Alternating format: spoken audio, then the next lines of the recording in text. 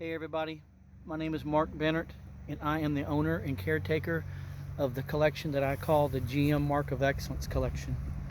And today we're going to be talking about some of the coolest cars that Chevrolet ever produced, some of the rarest cars that they ever produced. This video is mainly not for just for me, but it's for the world to see some of these cars that I have in my possession at this time, and for me to really not so much show off, but just to let everyone see the history and the love of these cars that I have.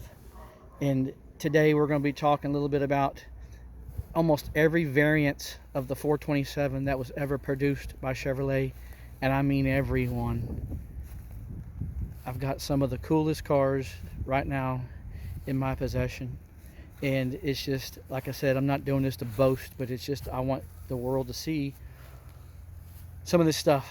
So the first car we're going to be talking about here is this car. This is a 66 427 coupe. It is all original. This car is the way it came from the factory. It still has the original paint, original interior. It is a 427 425 horse 4-speed car. This car was ordered by a GM employee in 1965, and this is the pre L88. So there was no L88 in 1966. So the only thing that you could have gotten was a 427, 425 horse 427. This car is an original version of that. It is unmolested. The engine's never been taken apart. It has original paint, as you can see, is not the best, but the car runs and drives like a brand new car. It only has 61,000 original miles. Radio delete, telescopic wheel, knockoff wheels were all ordered, and I have every piece of paperwork documenting all of that. Even have my little dealer tag on the back. But it's a very cool car. It's top flighted twice. It's got a lot of pedigree. It's got a lot of history, and it's just cool.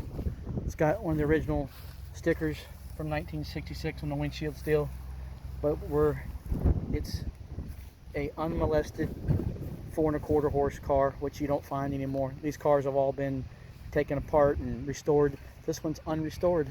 It's you just don't find them like this anymore. They've all had some type of paint work or something, but this one is pretty cool car. It's a solid lifter cam, has rectangular port heads, aluminum intake, 11 1/4 to 1 with a solid lifter camshaft in it, and it's never been apart. And this is something that you really won't see every day either. This is a 1967 L88. This is not a born with L88, but it's the closest thing you'll ever find. This car was bought in 1966 in September, I believe, and the car was 2 months old and it was stolen. And they stole the original driveline out of the car. The car was originally a 427 435 horse tri-power car, and the guy lived up in Chicago, so he bought the car back, went to Nicky Chevrolet in Chicago, and bought all the pieces and components to convert the car to an L88. It has an original L88 hood. It has original L88 engine dated from 67, from January 67. The car was at Can-Am at one time. This car also has a lot of paperwork. I have the original tank sticker and all the original documentation with this car. It's very, very cool car. Runs phenomenal. It's just a great car. Something I can't explain, but for me to have something like this, a real L88 right now is $3 to $5 million, and this car is the way it would have came. This is the closest thing you could ever get to a real L88. Those headers are a factory header. It's a factory race header. It's got GM part numbers on the flanges, so it's just cool. I just can't explain how cool the car really is. This car is a 67 Z24, which is a 427 385 horse Impala. It has it is a 4-speed car. I'm trying to open the hood here for you. Hang on one second. There we go. It is a hydraulic camshaft, iron heads, iron intake, 385 horse, oval port heads, and it is a 4-speed car. It's just you just don't find 4-speed 427 Impalas around anymore. And this is another 427 Impala. This is a 385 horse loaded air car, automatic. Really cool to see the variances between the 2 years of the 67 and then the 68, how they changed the grills. Very cool cars. This next car is a car that I've always wanted, and for me to have something like this is just pretty incredible. But it's a one of one, only black Copo produced in 2020. It also has a 427, so we can kind of see here how much the 427s have changed, the evolution, how they've changed over the years. But this is a naturally aspirated Copo. They make them supercharged and naturally aspirated, and for most of you who know me, have known me for as long as y'all have, know that I'm a naturally aspirated guy. I have a car that I race that's a naturally aspirated car. It's just my deal. But really cool to have this car and this car at the same time in my possession. This car is not mine. It belongs to a collector friend of mine that I'm doing some work on. That this car is the pinnacle of all these cars you're looking at today. This is car number 61. This is a real ZL1. This car was bought new from Seltzer, Oklahoma, in Yukon, Oklahoma, Seltzer Chevrolet. And boys and girls, there is the original ZL1 engine. Looks like it, but it's not. The collector that's had this car in his possession for the last 5 years put up a bounty about 5 years ago for whoever could find the original engine, and he'd been looking and looking, placing ads, and I've been looking for him also, and was able to, through the grapevine, through the car people that I know and the car collectors that I know, was able to track down the original block for the car. And so I'm going to be picking it up here soon, and going to be putting those two back together.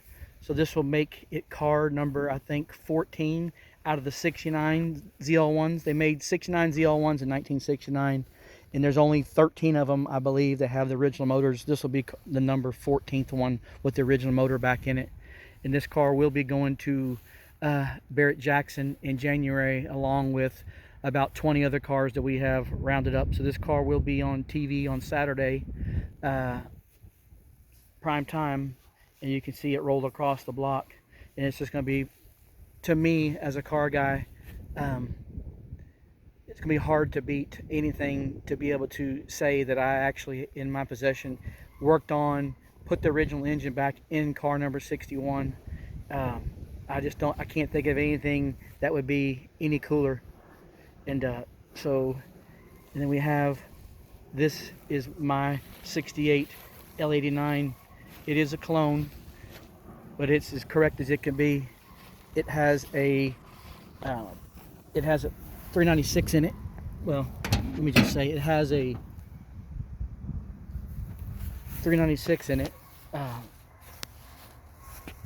and it's looks just like a original L89 would have looked in 1968. It's a 4-speed, or it's actually, I'm sorry, it's an actual 5-speed, but it's got Berger badging on it like my Copo over there has.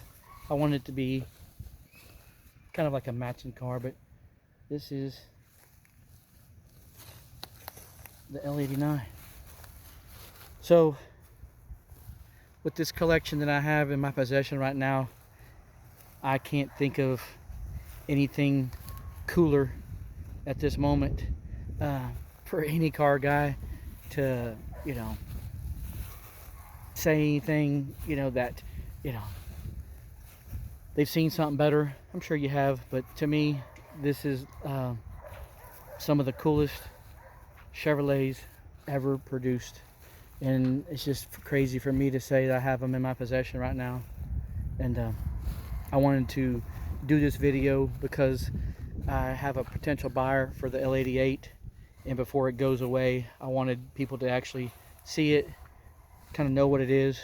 But this car is just amazing. It's, like I said, it spent its life up in Illinois. I went and got it a year ago, and then exactly to the date, almost within a day, in Wisconsin, I went and got this car.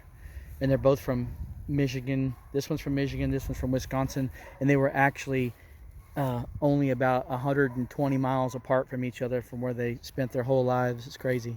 So anyway, trying to think what else I wanted to say about this.